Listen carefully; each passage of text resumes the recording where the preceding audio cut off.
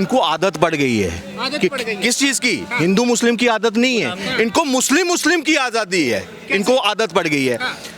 वो personal law board भी बना ले, इन्होंने कुछ नहीं बोला ना, इनके हमारे हम भी थे उसमें, बुजुर्गों ने कुछ नहीं बोला। वो वक्फ बोर्ड भी ले आए, कुछ नहीं बोला। 5 लाख कश्मीरी बेघर भी हो गए, इन्होंने कुछ नहीं कहा। उन्होंने पूरा का पूरा तंत्र उनके सामने दे दिया, वक्फ बोर्ड दे दिया, उनको पूरी पावर दे दी कि वो देश को इस्लामीकरण करने लगे। क्या उसका सपना देख रहे हैं? डॉक्यूमेंट रिलीज हुआ।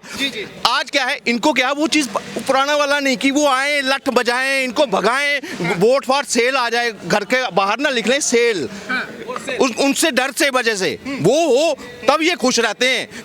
जब आज इक्वलिटी की बात आ रही है, आज हिंदू मुसलमान की बात कर रहे हैं ना, कोई तो आया जिसने हिंदुओं की बात की, कोई तो आया जिसने राम मंदिर की बात की। भारत देश जहां राम के जन्म हुआ है, वहां आजादी के बाद भी राम मंदिर नहीं बन पाया। किस वजह से? सेकुलरिज्म। ये सेकुलरिज्म कि जहां राम जन्मे हैं उसके लिए 35 साल लग गए कोर्ट में, और फिर देखो ये आ जाते हैं हिंदू मुस्लिम। भाई हिंदू मुस्लिम अगर पहले किया होता ना हमारे बुजुर्गों ने, तो हमें ब्राह्म को टेंट में नहीं रहना पड़ता वहां पे। आज सरदार जी कह रहे हैं हिंदू मुस्लिम गलत कर रहे हैं। भाई मैं आज एक बात बता रहा हूँ, कुछ लाइनें लिखी है मैंने, शायद मेरे भाई उससे सब अग्री करेंगे, नहीं करेंगे तो फिर बात करेंगे। ध्यान से सुनना, कुछ बातें हैं भारतवासियों, अश्मीत भाई के लिए, आप लोगों के लिए कुछ बातें हैं, ठीक है। बहुत आसान है रजाई से निकलकर अपने राष्ट्र या अपने स्थान की मांग करना, ठीक है। बहुत आसान है रजाई से निकल के अपने राष्ट्र या अपने स्थान की बात करना, पर कभी जाकर उस माँ से पूछना जिसने सुबह वर्दी खुद पहनाई और रात में उसकी लाल की खबर तिरंगे में लिपट कर आई, ठीक है। उस वर्दी वाली के औलाद से पूछना जिसने बाप की झलक सिर्फ तस्वीरों और उनके किस्सों में पाई हो। उस औरत के आंसुओं से पूछना जिसने हर सुबह अपने चिराग के तस्वीर पर फूलों की माला खुद पहनाई हो। आज भारत माँ पुकार रही है, एक हो जाओ मेरे भाइयों। आज भारत माँ पुकार रही है, एक हो जाओ भाइयों। आज अगर आपने, मैं बता रहा हूँ, इंडिया वर्सेस 57 नहीं है, इंडिया वर्सेस वेस्ट है, इंडिया वर्सेस 57 है, भारत वर्सेस हर गुलामी है। योगी जी ने खुलेआम बोला है और खुलकर बोला है कि भाई जो वक्फ बोर्ड को अपनी प्रॉपर्टी बता रहे हैं, वो प्रयागराज को वक्फ बोर्ड की प्रॉपर्टी बता रहे हैं, वो अपनी खाल बचा ले तो उनके लिए गनीमत की बात होगी। कितना सहमत है? देखिए, खाल बचाने की तो अलग बात है, अगर हिंदू अपनी औकात पे आ गया ना तो मौलाना अपना पैजामा भी नहीं बचा पाएगा। क्या बात कर रहे हैं? वक्फ बोर्ड जिस तरीके से कूदता रहता है ना दिन भर कि ये जमीन हमारी है, वो जमीन हमारी है, जिस दिन हिंदू अपनी औकात में आ गया तो मौलाना अपना जो पैजामे का नाड़ा है ना वो भी ढूंढता, वो परेशान हो जाएगा कि वो नाड़ा गया तो गया कहाँ।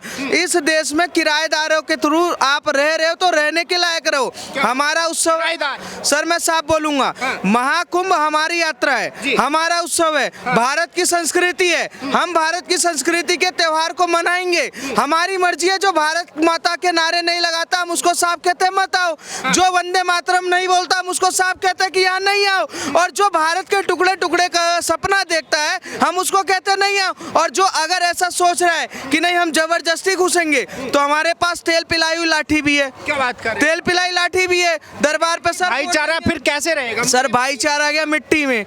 हम भाईचारा नहीं जानते, हम जानते हैं साफ सीधी बात, हमारा उत्सव है, हम मनाएंगे। वो भाईचारा मक्का मदीना में वो दिखाएं। मैं कहता हूँ एक बार मस्जिद में कि आप सहमत, मस्जिद में मुझे बैठा दे, मैं वहाँ हनुमान चालीसा पढ़ लूँ, वो भाईचारा मेरे लिए दिख जाएगा। इनको चाहिए कि मंदिर में बैठकर नमाज पढ़ना है, इनको चाहिए कि सारा भाईचारा का ठेका मैंने लिया, हिंदुओं ने लिया है। इनको चाहिए कि अगर ताजिया निकल रही है तो 500 रुपये फूल चढ़ाओ, जब राम की यात्रा निकले तो ये पत्थर चढ़ाए तो भाईचारा। ये वाले यात्रा टोपी, मैं साफ बोलूँगा, ऊंचा पैजामा लंबी दाढ़ी गोल टोपी वालों को साफ बोलूँगा, मेरी यात्रा है, मेरी मर्जी है, मैं नहीं घुसेड़ रहा, नहीं मर्जी है। अगर जबरदस्ती करोगे तेल पिलाई लाठी से सर फोड़ देंगे। ये बताइए कारण क्या है, आज इस बार ही क्यों बैन किया मुस्लिमों की एंट्री को प्रयागराज महाकुंभ में? इस बार ही क्यों बैन किया, क्या कारण है? कारण यह है कि सर हमें सर से ऊपर पानी चली गई।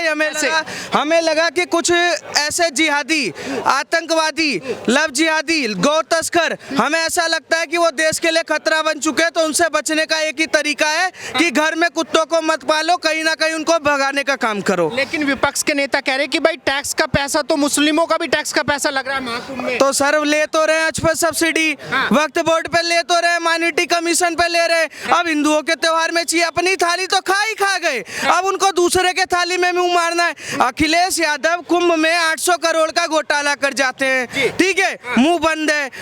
योगी जी 651 किलोमीटर की सड़कें वहां पर तैयार करके देते, कुंभ वालों को अच्छी सुविधा देने का काम करते हैं। देखिए संतों का त्योहार है, हिंदुओं का त्योहार है। जब आपको पता है कि मुसलमान वहां पर ना कोई तरीके का कोई भगवान का पूजा मानता, ना वो गंगा में विश्वास करता, ना वो महादेव में विश्वास करता, ना वो किसी संस्कृति में विश्वास करता। जब विश्वास ही नहीं है तो आने की क्या जरूरत है? आप जाइए जहां आपका विश्वास है, अगर ज्यादा ही विश्वास है आप आइए, बैठिए, घर वापसी करिए, वहां पर बोलिए जय श्री राम। और मैं साफ सीधी बात बोलूंगा, ज्यादा मौलाना पगलाएगा तो कहीं ना कहीं पाकिस्तान वापस जाएगा। क्या बात कर रहे हैं? बिल्कुल। योगी जी ने अभी बोला है कि वक्फ बोर्ड की एक एक इंच जमीन जो अवैध रूप से कब्जा रखी है वो वापस लेके गरीबों को देंगे। आप मानते हैं कि योगी जी इतने पावरफुल नेता है, कर देंगे? 70 साल पहले होना चाहिए। मैं एक बात बोलूंगा, योगी जी पर हम पे भरोसा है और हम पे उन पर भरोसा है। जिस दिन योगी जी अपने औकात में आ जाएंगे, हम अपने औकात में आ जाएंगे, सारी जमीन की छीन छान के हम अपने पास लगेंगे। जो मौलाना मस्जिद बना के नमाज पढ़ने के लिए भी ढूंढ रहा है ना, कहीं पता चले कि उसको नमाज पढ़ने के लिए भी जगह ना मिले। योगी जी तो वक्त बोर्ड वाले है इतने पावरफुल नेता। सर योगी जी की पावर देखनी है ना, तो एक बार अतीक अहमद ने बोला था पावर दिखाई सीधा 72 रूट। मुख्तार अंसारी बोल रहा था पावर दिखाई सीधा 72 रूट। कुछ पत्थरबाज संभल में मजे ले रहे थे कि हम तो ये कर देंगे वो कर देंगे, मस्जिद बचाने के लिए निकले थे वो, अब पूरा संभल खुजवा के रखे हुए। तो मैं साफ कह रहा हूँ कि जो ज्यादा उछलेगा वो पूरा घर का कवर खुदवाएगा। अभी बाबर की जो आत्मा है ना वो राम मंदिर से निकाली गई है, अभी औरंगजेब की आत्मा निकलेगी 30,000 मंदिरों से, फिर बाबर की दोबारा आत्मा निकलेगी। ये जो मियाँ चिश्ती मिस्टी टिस्टी ये सारे घूम रहे ना, ये 30,000 मंदिरों से जो आत्मा भटक रही है, इन सब का पिंडदान करना किसी ने ठेका लिया तो वो योगी जी ने लिया है। और जिस दिन हम पिंडदान करेंगे सर तरीके से, आप इंतजार तो करो। अभी योगी मुख्य समय दीजिएगा सर। क्या करे भाई साहब? अगर ये हिंदू मुस्लिम कर रहे हैं जी ठीक है तो ये गलत है।